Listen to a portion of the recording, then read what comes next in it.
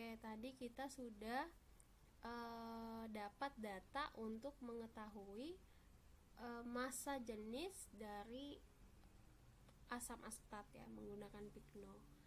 Nah, langkah selanjutnya kita mencari titik beku dari asam asetat ini.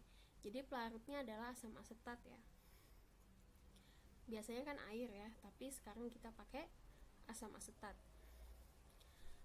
Jadi pertama yang dilakukan adalah ambil 50 ml pelarutnya di sini adalah asam asetat, jadi 50 ml asam asetat, kemudian dimasukkan ke dalam Erlenmeyer, beri penutup karet, lalu dilapisi dengan aluminium foil pada bagian penutupnya. Kenapa pakai karet terus pakai aluminium foil lagi? Itu karena di bagian penutup karetnya itu ada lubangnya, biasanya digunakan untuk menaruh termometer. Jadi termometernya itu nanti kita masukkan ke dalam lubangnya itu kalau cairannya ini sudah membeku ya, kalau asam asetatnya sudah membeku. Jadi kita tutup lagi lubangnya menggunakan aluminium foil. Jadi gambarannya seperti ini. Tapi ini dia nggak pakai aluminium foil, dia pakai penutup lubang lagi ya. Jadi di dalam sini itu ada 50 ml asam asetat. Jadi ditutup pakai karet, ada penutup karetnya untuk Erlenmeyernya, kemudian lubangnya ditutup. Kalau nggak ada penutup lubangnya, kita pakai aluminium foil saja. Nah, setelah itu kita masukkan ke dalam box termos ya, termos es, dimana di dalam boxnya itu sudah ada es batu campur garam. Karena apa tadi? Karena kita mau membuat suhu di dalam box ini menjadi minus, di bawah 0 derajat Celcius. Kenapa dibuat 0 derajat, di bawah 0 derajat Celcius? Karena kita mau membekukan cairan yang ini tadi, yang 50 ml asam asetat tadi. Jadi kita campurkan garam dengan es batunya sampai suhunya dingin ya, dingin sekali, maka dia akan berfungsi sebagai freezer. Setelah itu masukkan ini ke dalam sini ya, kita tutup, kita cek terus sampai ketika kita goyangkan Erlenmeyernya itu tidak goyang lagi larutannya, artinya dia sudah beku seluruhnya. Nah, setelah itu kita keluarkan, kemudian lubangnya tadi kita buka ya ini, tapi di dalam gambar simulasinya ini termometernya masuk gitu ya, karena saya temu gambarnya begini, jadi nggak bisa saya edit lagi. Jadi mungkin dibayangkan aja, ini penutupnya kita buka, kemudian masuk termometernya untuk mengukur suhu berapa sih titik beku dari asam asetat tadi.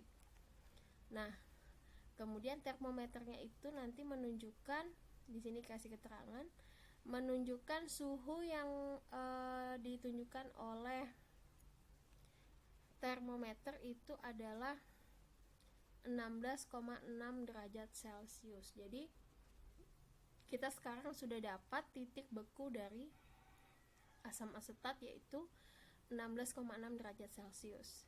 Oke. Kemudian kita panaskan sedikit ya, tapi jangan terlalu panas. Yang cairan yang kita bekukan tadi kita cairkan kembali dengan cara mungkin dipanaskan pada suhu pada penangas air, mungkin dengan suhu yang tidak terlalu tinggi, mungkin 50 derajat Celcius atau 60, sampai yang beku ini tadi mencair kembali ke fase cairnya. Setelah itu jadi seperti ini ya, jadi dia kembali cair. Kita tambahkan 5 gram naftalena. Jadi dia, kalau naftalena ini baunya kayak kapur barus ya, jadi senyawa naftalena itu biasanya digunakan pada kapur barus. Nah, kita masukkan 5 gram. Jadi yang di dalam sini yang di dalam sini ini kita anggap 50 mili asam asetat sama 5 gram naftalena. Nah, berarti ada pelarut, ada terlarut ya. Ini namanya larutan berarti kan. Nah, kemudian kita lakukan hal yang sama, kita masukkan lagi ke dalam boxnya sampai dia membeku. Sampai membeku seluruhnya, kita cek terus. Kemudian sudah tidak ada lagi bagian yang tidak membeku, jadi membeku semua, baru dicek lagi suhunya. Setelah cek suhu, maka didapatkan di situ suhunya adalah 13,6 derajat Celcius. Jadi ini adalah TF pelarut ya, titik beku pelarut. Ini adalah titik beku larutan atau TF larutan ya. Jadi kita sudah punya dua data ini, maka kita sudah bisa tahu dari data yang ini, dari dua data ini, maka kita bisa tahu penurunan titik bekunya berapa derajat Celcius dengan mengetahui selisih antara keduanya. Oke, untuk menentukan berat molekulnya, yang pertama ini instruksinya ya, petunjuknya untuk menghitung. Ketahui dahulu massa jenisnya, massa jenis dari pelarutnya. Kita punya asam asetat tadi ya. Untuk datanya kita tahu dulu masanya berapa. Massa dari asam asetat itu adalah piknometer isi dikurang piknometer kosong. Jadi di situ dapat massa dari asam asetat. Setelah itu untuk mengetahui massa jenis, maka piknometer isi hasil dari piknometer isi dikurang piknometer kosong itu dibagi dengan volume pelarut yang masuk ke dalam pikno. Tadi kita pakai 25 mili ya. Nah, dari situ kamu bagi ya, berapa gram tadi selisihnya, isi dan kosongnya, kemudian dibagi 25 mili. Maka di situ adalah massa jenis dari asam asetat. Oke, langkah kedua, tentukan berapa penurunan titik beku dari data yang Anda peroleh. Berapa penurunannya? Berarti selisih antara ini sama ini tadi. Ini kan turun ya suhunya ya, dari 16,6 jadi 13,6 karena dia mengalami penurunan titik beku. Oke. Setelah tahu delta TF-nya, penurunannya, baru aplikasikan ke rumus hukum Raoult tadi. Karena hukum Raoult itu mengatakan penurunan titik beku sama dengan Kf dikalikan dengan molalitas, di mana molalitas itu adalah gram per berat molekul dikali 1000 per P. P ini adalah berat dari pelarut. Nah, kita tadi pakai pelarut 50 mili asam asetat ya. 50 mili asam asetat tadi itu berapa beratnya? Nah, caranya dengan menggunakan massa jenis yang kita dapat dari pikno tadi. Untuk mendapatkan P, maka mili pelarut dikalikan dengan massa jenis pelarut. Berapa mili pelarut yang digunakan pada saat pembuatan larutan? 50 mili kan? Jadi 50 mili dikalikan dengan massa jenis yang kamu hitung di sini. Maka nanti kan satuannya hilang tuh. Satuannya jadi akhirnya adalah gram. Maka kamu akan dapat berapa gram berat pelarut itu gitu. Jadi itu sebagai P. Jadi kalau sudah tahu berapa gram pelarutnya, maka ini jadinya P ya di sini ya, P-nya. Oke. KF-nya di sini adalah 3,9 derajat Celcius per molal. Jadi KF-nya masukkan ke sini.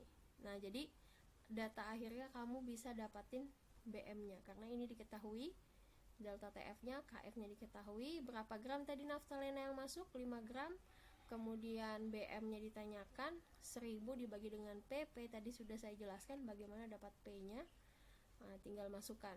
Akhirnya kamu dapat berat molekul dari zat non volatil itu. Kemudian prosedur yang kedua, tujuannya untuk menentukan berat molekul zat yang volatil. Berarti ini zat yang menguap ya. Yang pertama, labu Erlenmeyer dengan leher yang kecil, jadi kita pakai Erlenmeyer kecil yang bersih dan kering, sudah dibersihkan dan juga kering. Kita tutup pakai aluminium foil, kemudian kita kencangkan dengan karet, lalu kita timbang. Nah, jadi kayak gini ya, kita tutup pakai aluminium foil, baru kita karetin, baru kita timbang. Nah, di sini hasil timbangannya adalah 50,10 gram. Oke, ini yang pertama. Kemudian yang tempat yang kita timbang ini tadi kita buka lagi, baru kita masukkan 5 ml cairan yang mudah menguap. Bisa aseton, bisa kloroform, atau alkohol yang lain. Kita masukkan 5 ml, kemudian kita tutup lagi pakai aluminium foil dan karet. Kemudian kita lubangi kecil. Kita lubangi kecil ya. Kita lubangi kecil, dan itu tujuannya agar ketika kita panaskan, tekanan di dalam Erlenmeyer itu tidak terlalu besar. Setelah itu sudah kita masukkan 5 ml, kita lubangi kecil pakai jarum pentul, lalu kita letakkan ke dalam Erlenmeyer dalam penanas air yang mendidih. Ini ada beker gelas yang diisi air ya. Kemudian kita